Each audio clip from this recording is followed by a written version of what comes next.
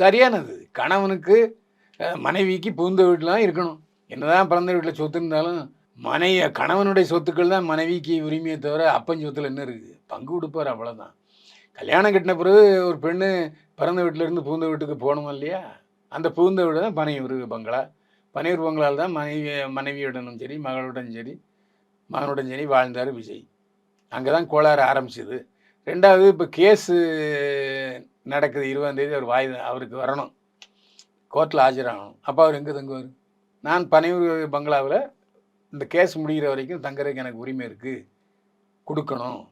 ஆனால் விஜய் வக்கீல்கள் என்னை மிரட்டிகிட்டு இருக்காங்க அப்படின்னு 2வது மனு கோர்ட்டில் கொடுத்துருக்காங்க விஜய், அவருடைய மனைவி சங்கீதா. தமிழகத்தின் பல எம்பி எம்எல்ஏக்களின் வெற்றிக்கு வித்திட்ட கிங் 360 தேர்தல் வியூக சாப்ட்வேர் 2026 புதிய வாக்காளர்களின் அப்டேட் விவரங்களுடன் உங்கள் தொகுதியில் உங்கள் வெற்றிக்கு வித்திடுகிறது.